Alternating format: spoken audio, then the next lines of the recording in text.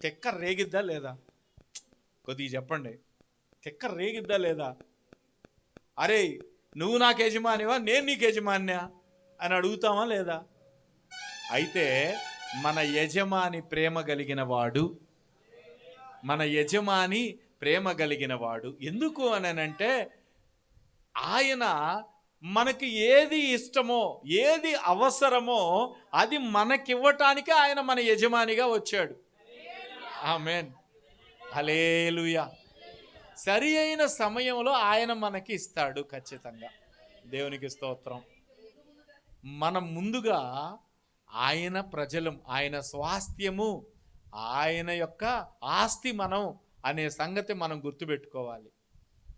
ఎందుకు పరిశుద్ధాత్మనిచ్చాడు అని అంటే మనము దేహ విమోచనము జరగాలి. రేపు పరిశుద్ధమైన వారిగా మనము దేవుని సన్నిధిలో ఉండాలి అని అంటే ఈ శరీరం పరిశుద్ధంగా ఉండాలి. రక్షించబడిన తర్వాత ఇది పరిశుద్ధంగా ఉండాలి.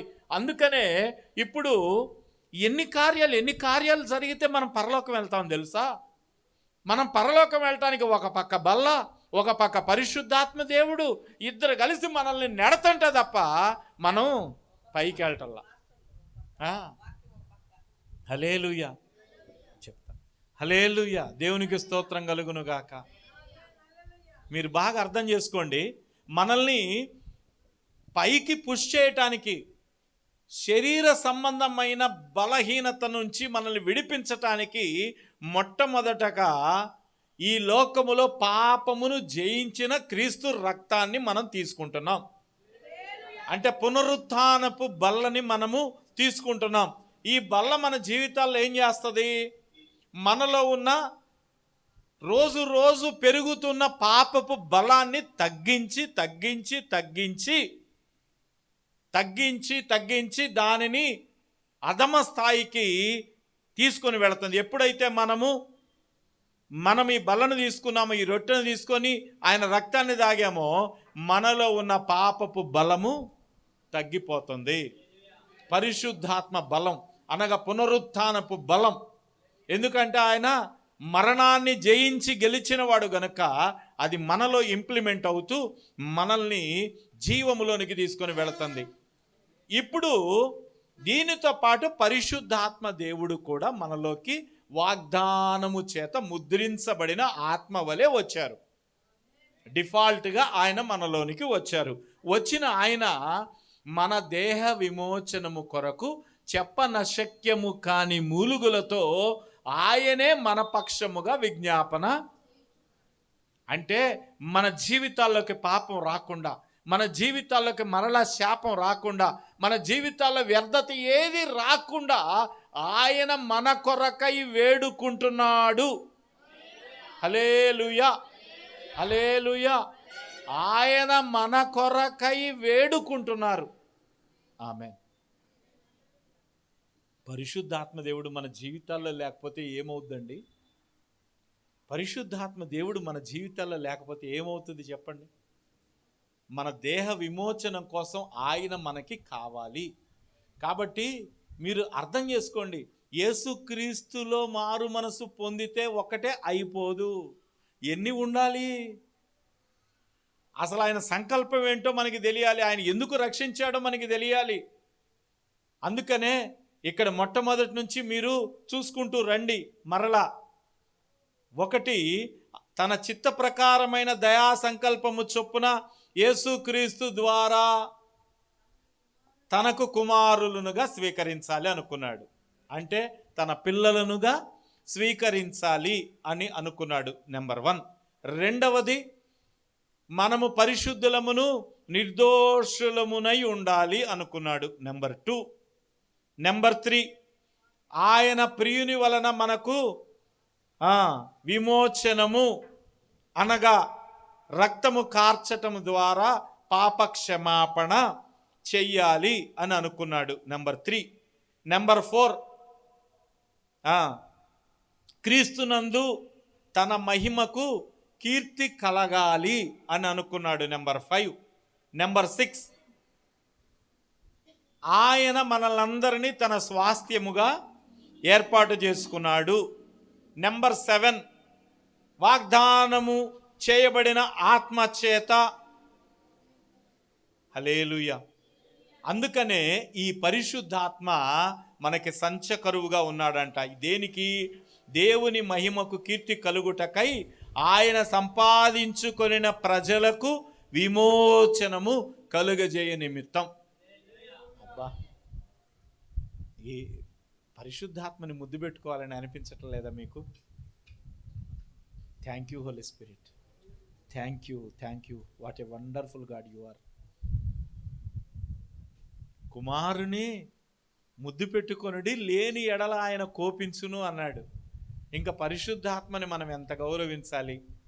అందుకని అంటాడు, కుమారుణ్ణి వ్యతిరేకించిన వాళ్ళకైనా క్షమిస్తాడేమో, పర్వాలేదులే అంటాడేమో, కానీ పరిశుద్ధాత్మని దూషించువానికి పాపక్షమాపణే లేదు, యేసు రక్తమే జయం. కనుక మనం పరిశుద్ధాత్మని యొక్క ఇంపార్టెన్స్ని మనం గుర్తించాలి మన జీవితాల్లో. ఆయన మన దేహానికి విమోచనం కలగజేస్తాడు, గుర్తుపెట్టుకోండి. ఆయన మన దేహానికి విమోచనము కలుగజేస్తాడు. ఈ దేహాన్ని మనము ఎలా తీసుకొని వెళ్ళాలో ఆయన మన పక్షాన తండ్రికి విజ్ఞాపన చేస్తాడు. మన దేహమును పాపములో పడనీయకుండా మన స్వాస్థ్యానికి సంచకరువుగా, అంటే ఏదైతే మనం ఆయన సొత్తు అనేది ఉంది కదా, ఆ స్వాస్థ్యానికి డోకా రానియకుండా ఆయన మనల్ని నిలబెడతాడు. దేవునికి స్తోత్రం కలుగునగాక. హల్లెలూయా. అందుకని అంటాడు, 17-18 అధ్యాయాలు చదవండి. ఇంకా ఇప్పుడే అయిపోలా, ఇప్పుడే మొదలుపెట్టా. అట్టని భయపడబాకండి, 5 నిమిషాల్లో ముగిస్తా. దేవునికి స్తోత్రం. Very good. మరియు ఆయన మిమ్మును మైక్ సక్రమంగా పెట్టుకోకపోవటంలో నీకు నువ్వే సాటి. హల్లెలూయా. మరియు మీ మనోనేత్రములు వెలిగింపబడినందున ఆయన మిమ్మును పిలిచిన పిలుపు వలనైన నిరీక్షణ ఎట్టిదో, పరిశుద్ధులలో ఆయన స్వాస్యం యొక్క మహిమైశ్వర్యం ఎట్టిదో, ఆయన క్రీస్తునందు వినియోగపరిచిన బలాతిశయమును బట్టి విశ్వసించు మన యందు ఆయన చూపుచున్న తన శక్తి యొక్క అపరిమితమైన మహాత్యం ఎట్టిదో మీరు తెలుసుకొనవలెనని మన ప్రభువైన యేసు క్రీస్తు యొక్క దేవుడైన మహిమా స్వరూపేగు తండ్రి తను తెలుసుకొనుట యందు మీకు జ్ఞానమును ప్రత్యక్షతను గల మనస్సు అనుగ్రహించినట్లు. మరియు మీ మనోనేత్రములు వెలిగింపబడినందున ఆయన మిమ్మును పిలిచిన పిలుపు వలనైన నిరీక్షణ ఎట్టిదో, పరిశుద్ధులలో ఆయన స్వాస్థ్యము యొక్క మహిమైశ్వర్యం ఎట్టిదో, ఆయన క్రీస్తునందు వినియోగపరిచిన పరిశుద్ధులలో ఆయన స్వాస్థ్యము యొక్క మహిమైశ్వర్యం ఎట్టిదో. అబ్బా, ఏమి కరెక్ట్గా రాశాడు రా బాబు. ఇంకెంతకన్నా కరెక్ట్గా ఎవరు రాయలేరు. 100కి 100 మార్కులు. హల్లెలూయా. పరిశుద్ధులలో పరలోకంలో ఎవరున్నారు? హల్లెలూయా. ఆయనే పరిశుద్ధుడు. పరిశుద్ధుడు, అతి పరిశుద్ధుడు అని గాన ప్రతిగానములు చేయుచునుందురు. త్రియేక దేవుడైన యెహోవాను. ఆయనే పరిశుద్ధుడు. పరిశుద్ధుల సభలో పరిశుద్ధులే ఉంటారు. 24 పెద్దలు,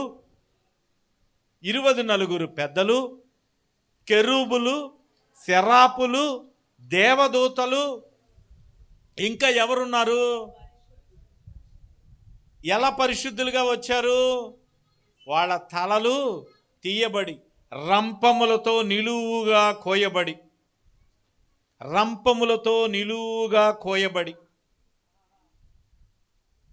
చెమడాలు ఊడదీయబడి, చర్మాలు ఊడదీయబడి, బతికొండగానే చర్మం ఒలవటం అంటే ఏందో తెలుసా? అలా ఒలిచారు. అగ్ని చేత కాల్చబడి, శిరచ్ఛేదనము చేయబడి,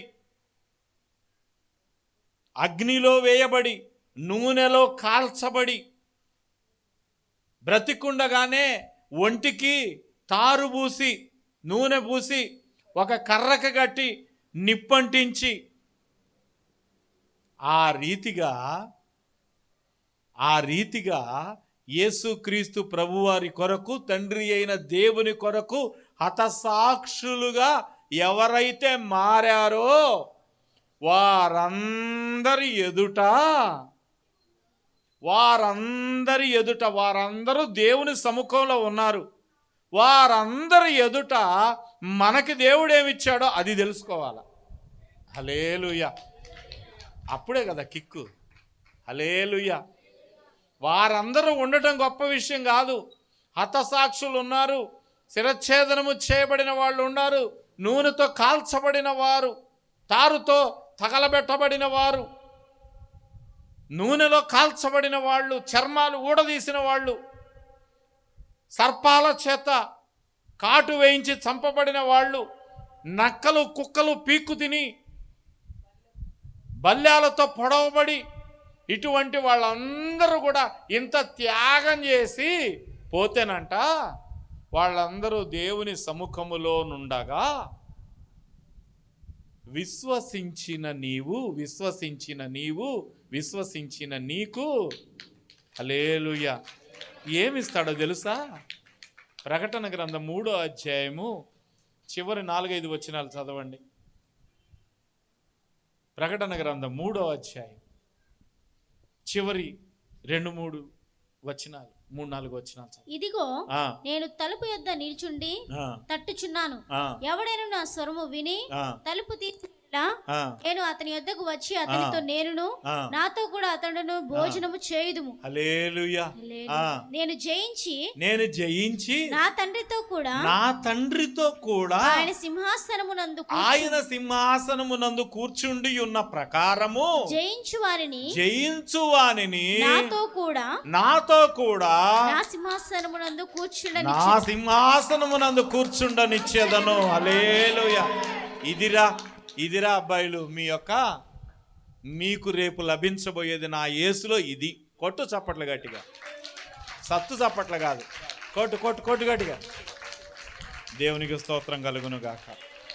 అంటే శిరచ్ఛేదనము చేయబడిన వాళ్ళు, రక్తం గార్చిన వాళ్ళు, చెమడాలు ఊడదీయబడిన వాళ్ళు, సర్పాల చేత నశించిన వాళ్ళు, నక్కల కుక్కలు పీక్కు తినడానికి అప్పగించబడిన వాళ్ళు, వీళ్ళందరూ దేవుని సముఖములో ఉండగా మనల్ని తీసుకెళ్ళి ఆయన సింహాసనములో మనల్ని కూర్చుండబెట్టుకున్నాడు. దేవునికి స్తోత్రం.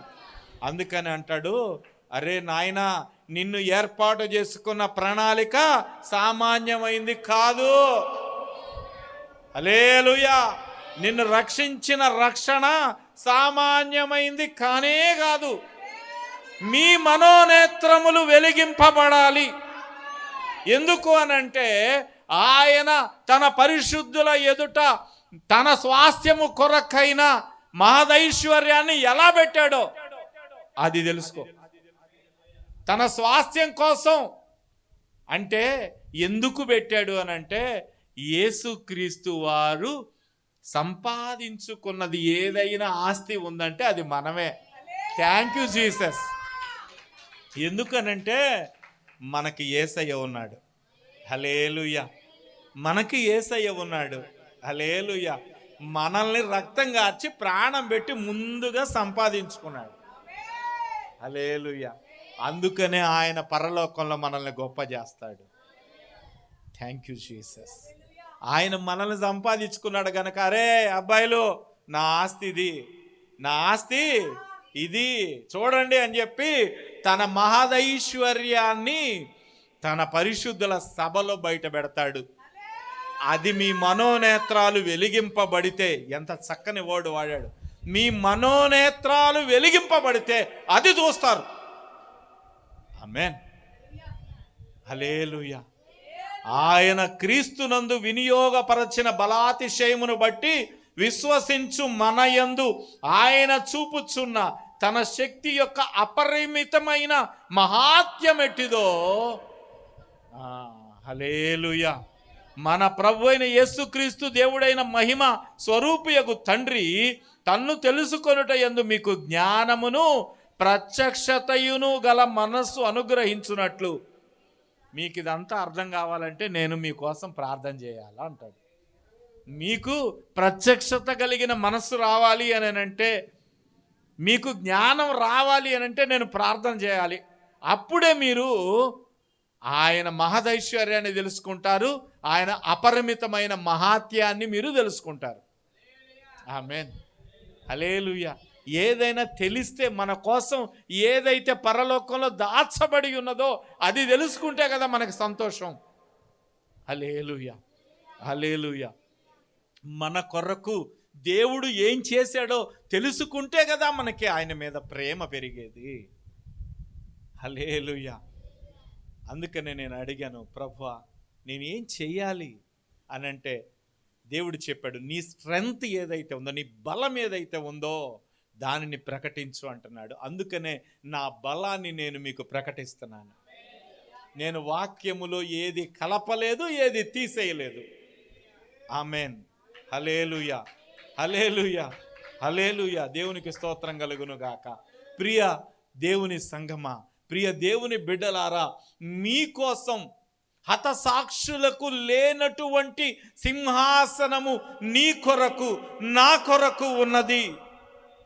హల్లెలూయా. వాళ్ళు ఎదురు చూస్తూ ఉన్నారు, కానీ జయించిన వానిని నాతో కూడా నా సింహాసనములో కూర్చోబెడతా. ఎందుకు అనంటే విశ్వాసము ద్వారా కృపచేతనే మీరు రక్షించబడి ఉన్నారు. వీటన్నిటికీ కారణం ఏంటంటే విశ్వాసం ద్వారా నువ్వు నమ్మావు. యేసుక్రీస్తుని నువ్వు చూడలేదు, కానీ విశ్వాసంతో నువ్వు నమ్మావు. అందుకనే రేపు నీకు అంత ఘనత. హల్లెలూయా, హల్లెలూయా. చూసి నమ్మిన వారి కంటే చూడక నమ్మిన వారు మరింత ధన్యులు. హల్లెలూయా.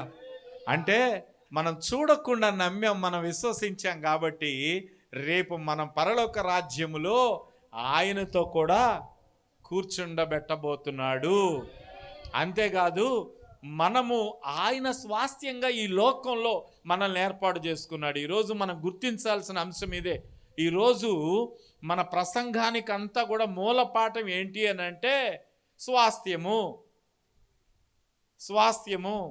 భార్యకి భర్త స్వాస్థ్యం కాదు, పిల్లలకి తల్లిదండ్రులు స్వాస్థ్యం కాదు, అలాగే తల్లిదండ్రులకు కూడా పిల్లలు స్వాస్థ్యం కాదు. ఈ పిచ్చి మాటలన్నీ మర్చిపోయి మనము దేవునికి స్వాస్థ్యమై ఉన్నాం కనుక ప్రభువా నువ్వేదో చెప్పు, నేను చేస్తా.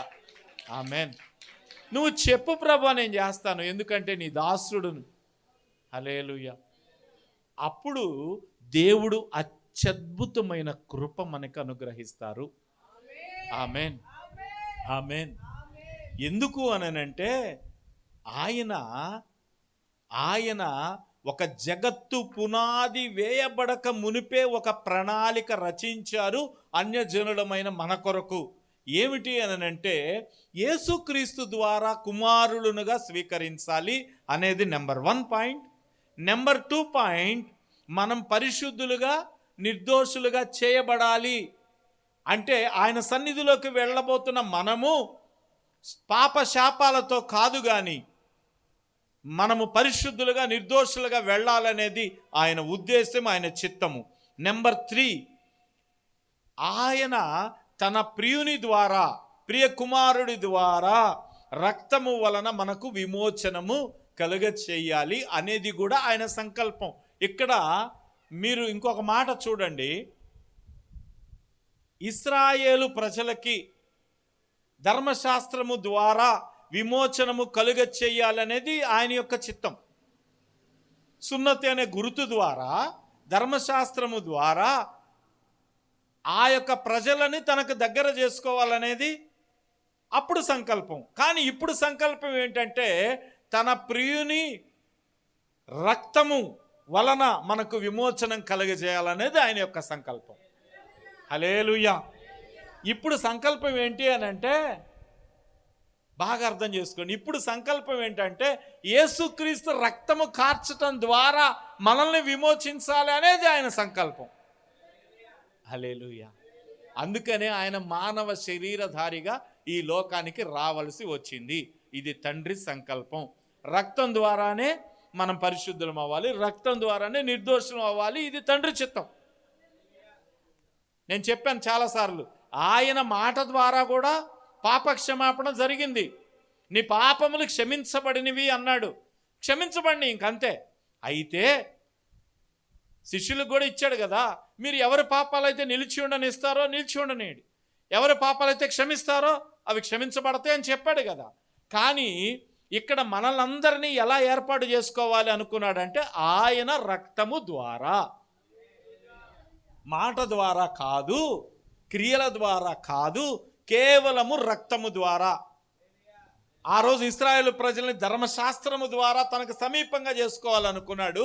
ఇప్పుడు మనల్ని అయితే క్రీస్తు రక్తము ద్వారా తండ్రి యొద్దకు చేర్చుకోవాలనుకున్నాడు. ఆమేన్.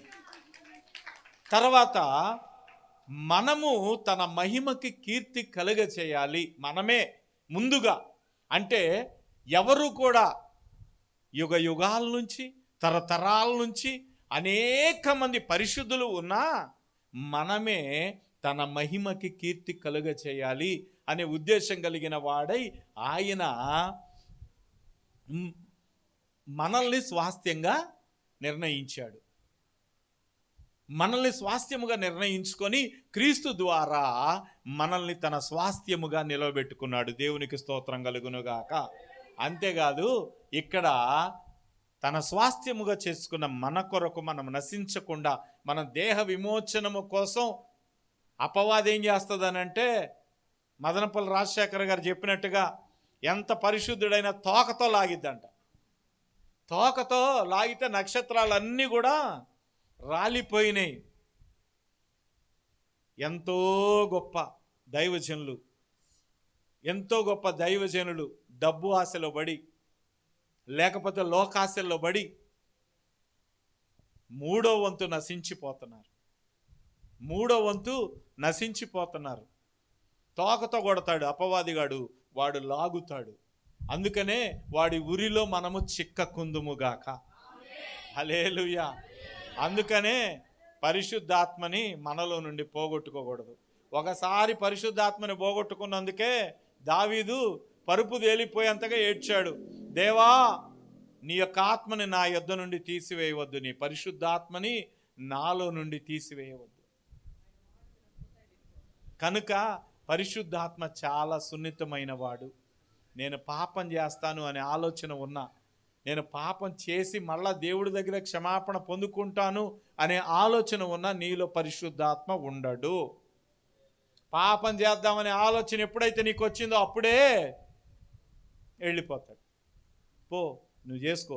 అయితే రేపు నీ దేహము విమోచనం పొందదు. నువ్వు దేహ విమోచన నీకు లేదు. రేపొద్దున యేసుక్రీస్తు ప్రభు పక్కన కూర్చునే అర్హత నీకు లేదు. జయిస్తే జయిస్తే జయిస్తే జయిస్తే 7 సంఘాలతోటి చెప్తాడు. జయిస్తే జయిస్తే జయిస్తే ఉంటుంది. ఓడిపోతే మనకి పరిశుద్ధాత్మ ఎంత అద్భుతమైన వాడు ఈరోజు తెలుసుకున్నాం. అసలు ఎన్ని మర్మాలు ఈరోజు మనం తెలుసుకున్నాం. దేవునికి స్తోత్రం కలుగునుగాక. చివరిగా మనం తెలుసుకోవాల్సింది ఏంటి అని అంటే, ఇదిగో ఆయన స్వాస్థ్యమైన మనము, మనకి ఎటువంటి గొప్పతనం ఉందో అది మనం తెలుసుకోవాలంటే మన ఆత్మీయమైన నేత్రాలు తెరవబడాలి.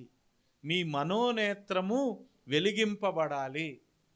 మనకి దాచబడి ఉన్న మహిమ ఎటువంటిది అని అంటే, మిగతా వాళ్ళందరినీ కొట్టేసి, అబ్బాయి కొంచెం పక్కకు తప్పుకోండి, ఆయన హతసాక్షులారా కొంచెంసేపు పక్కకు తప్పుకోండి, యుగ యుగాల నుంచి మీరు అలాగే ఉన్నారు, కొంచెం ఆగండి, లోకంలో నేను సంపాదించుకున్న నా స్వాస్థ్యం వస్తుంది, నా స్వాస్థ్యం వస్తుంది, వాళ్ళని నేను నా సింహాసనం మీద కూర్చోబెట్టుకోవాలి, తర్వాత ఆలోచిస్తాను మీ గురించి. హల్లెలూయా. అరే మనం ఏం చేసామయ్యా? మనం ఏం చేసాం? మనం ఏం చేసాం? మనం ఏం చేసాం? ఆయన కోసం రక్తం కార్చామా? ఆయన కోసం ప్రాణం పెట్టామా? కేవలము మనము ఆయన కొరకు ఏదైనా చేశాము అని అంటే విశ్వాసము ద్వారా మనము ఆయన్ని రక్షకుడుగా నమ్మాము. ఈ ఒక్క కార్యం చేసినందుకు ఆయన అన్నిటినీ కొట్టేసి మనకి అపరిమితమైన మహాత్యము చూపిస్తున్నాడు. నా మహాత్యం అంటే ఇది చూడండి. ఇది యేసు ప్రభు యొక్క మహాత్యం. లోకంలో చాలామంది సినిమాలు తీశారుగా, పాండురంగ మహాత్యం, వెంకటేశ్వర మహాత్యం, లక్ష్మీ తిరుపతమ్మ మహాత్యం ఉన్నాయి కదా.